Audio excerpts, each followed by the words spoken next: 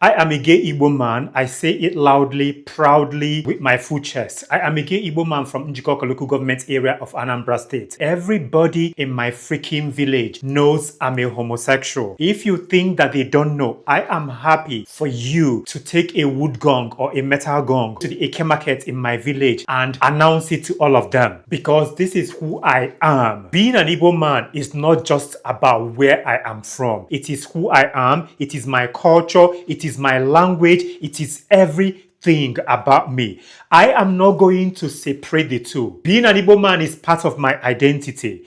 There is no difference between me being a gay person and being an Igbo man from Njikoko local government area of Anambra State from Nigeria. There is no difference at all. I can never ever not say that I'm an Igbo man and not say that I'm gay. It is my identity. It is everything that I am. It is my people. I understand what it is to be an Igbo person. I refuse to not say that I'm an Igbo person.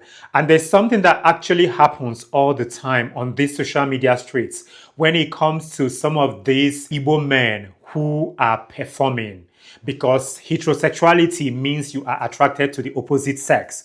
But being straight is a performance. A lot of these men who perform on a daily basis, claiming that they are straight men, who are Igbo men, who are on social media constantly telling me that I shouldn't say that I'm an Igbo person. It is part of my identity. It is my language. It is my culture.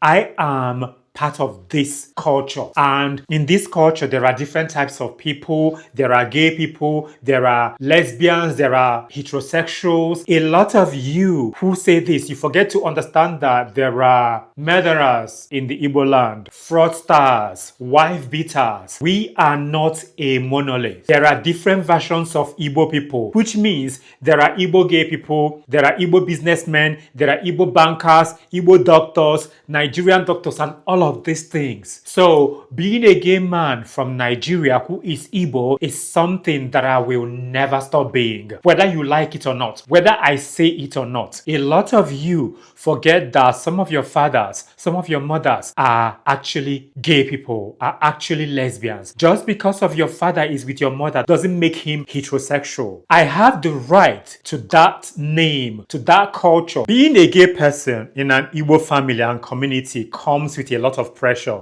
There's expectations, there is the culture, there's just so many things that it comes with. You are expected to live your life a certain way.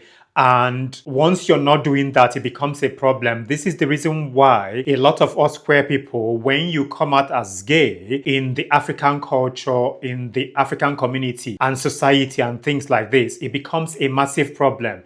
Everybody starts to say that you are evil, you are demonic, you're not supposed to be this. This is not what we do here. This is against our culture, our religion, yada, yada, yada. Our people tend to forget that homosexuality is something that has always been in Africa. It is not something that is imported. If you are someone that understands your history and your culture, you will totally understand that the African culture and spirituality and things like this is based on duality, balance, and flexibility. And queer people are part of it. So if you are someone that is Igbo like me, or you're any tribe in Nigeria, Yoruba, Hausa, Kanuri, Ibibio, all of them, there is expectation. You have to have a family, and for you to be in this community, you don't have to be different, because a lot of our people really don't respect individuality. You have to conform. All of these things that I've mentioned here, nobody talks about this. Nobody talks about the silence, the pressure, the expectation, you being like you don't exist. I will use myself as an example here. I came out, everyone in my family, my village, everybody knows. I am literally excluded in so many things. I am an afterthought. Things will happen. Nobody will tell me until maybe my sister will be like, oh, did you hear that this happened? Or a cousin of mine will call me and tell me. I'm totally fine with that. A lot of us LGBTQIA plus individuals, people of African descent from Africa, of our heritage, black people in general, you are going to face a lot of consequences if you are out. You can be lucky if you come from a particular kind of family where they really understand and love and care for you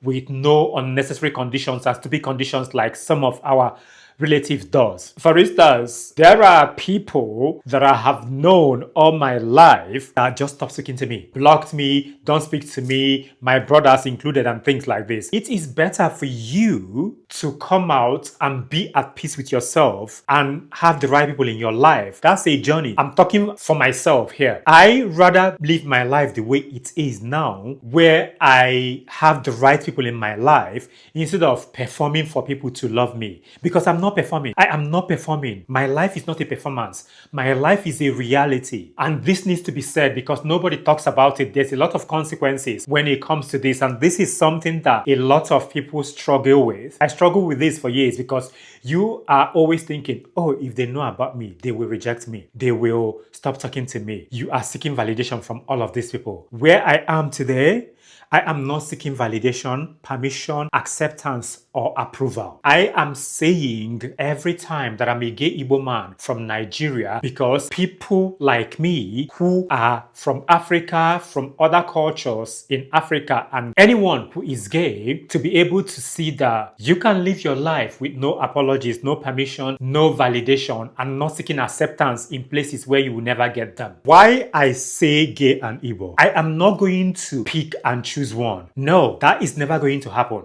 because I am Igbo, I am gay, that is who I am. I absolutely refuse from the depth of my soul to choose between my identity and my culture. I am the both of them. I am Igbo. My battery died.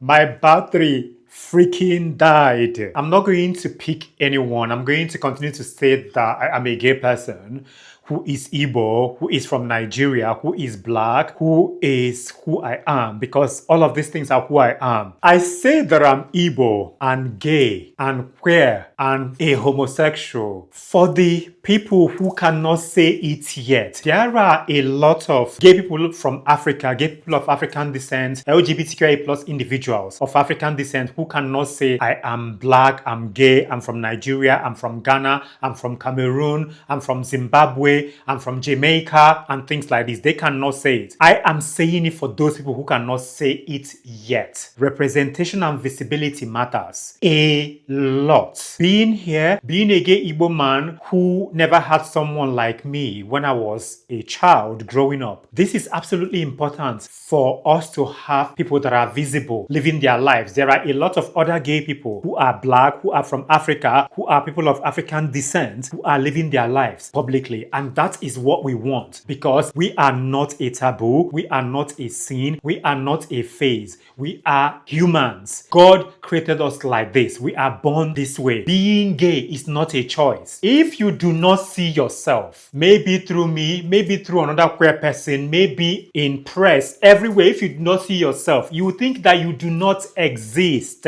If one young LGBTQIA plus individual watches this and feels less alone, I mean literally, it doesn't have to be the whole world. I mean one person sees this video and they don't feel alone, they don't feel that they are wrong, they don't feel that they are evil, they don't feel that they are sinners, they don't feel like their life is useless. This video has done what it's supposed to be doing. A lot of us LGBTQIA plus individuals are told that we are not right, we are a taboo, we are not supposed to be here. Look at me, I get a lot of insults every time of people saying to me, you are better off dead, you're not going to die well, nothing good will ever happen for you, and things like this. If any young person who is struggling sees this video and it makes them understand that they are worthwhile, that they are a whole human being, that they are wonderful, fabulous, amazing, that is enough. I have a podcast. The reason why I created this podcast and called this podcast Igbo Queer and Unfiltered is because it is important for visibility. It is important for us to have a community where we can speak about things, where things are said. These conversations needs to be had because we exist. There's so many things on the podcast that I've talked about to the best of my ability in regards to how homophobia came into Africa, how our people conflict culture and religion, and how people weaponize their religious beliefs, especially towards LGBTQI plus individuals. People take it upon themselves to attack us, to maim us, to kill us. That's why this podcast is there, and it is every Tuesday. I'm going to end this by saying, I am a gay Igbo man. I am a gay Igbo man today, a gay Igbo man yesterday, a gay Igbo man tomorrow, and I will continue to be a gay Igbo man until the rest of my days. Nothing is going to change that. If you are an LGBTQIA plus individual watching this, you are not wrong. You are not a taboo. You are not a sinner. You are wonderful. You are amazing. You are the light. You do not need permission, approval, acceptance, and validation from any good for nothing, crusty, dusty human being that is weaponizing their religious beliefs towards you. God loves you. That God that they are constantly using against you created you. Thank you so much for joining the movement for visibility, truth, and representation. Have a wonderful time. I will see you in the next one.